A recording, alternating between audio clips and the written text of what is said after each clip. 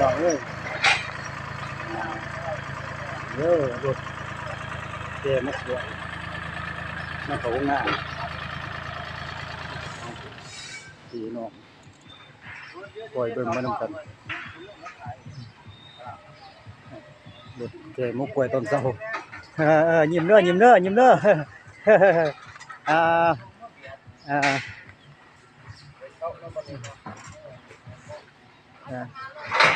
นั่นคือพนักงานเพิ่นแกมกกล้วยตอนเช้ามาเข้างานพี่น้องนะอันนี้คือกล้วยออกจากสวนใหม่ๆพี่น้องสดๆเลยดึง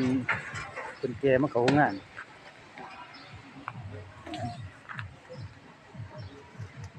กล้วยแต่ละเครือนี่คันผู้ใดบ่แข็งแรงแบกบ่ได้พี่น้องนักที่พนักงานเพิ่นแบกกล้วย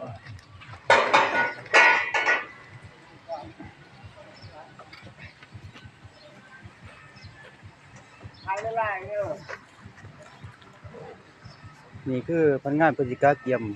เอาแพร่ออกแล้วก็เอากล้วยออกแล้วก็เพิ่นก็สิแบกไปก่อใส่สลิง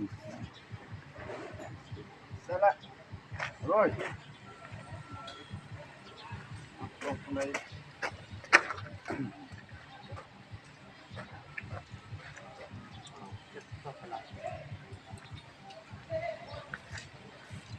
นี่พี่น้องเด้อปล่อยเบิ่งไปนำกัน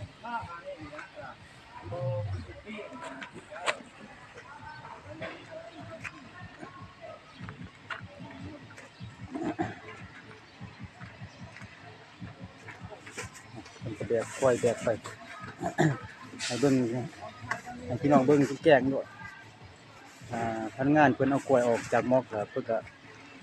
เอาผ้าใส่ผ้าอันนั้นเพิ่นก็แบกไป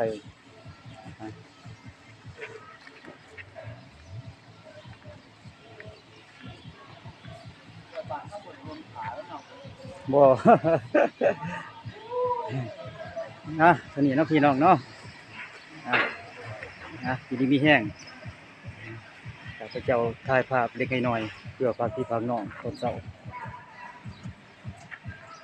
ขอขอบใจหลายพี่น้องผู้ติดตามอยู่ดีมีแห้งเด้อ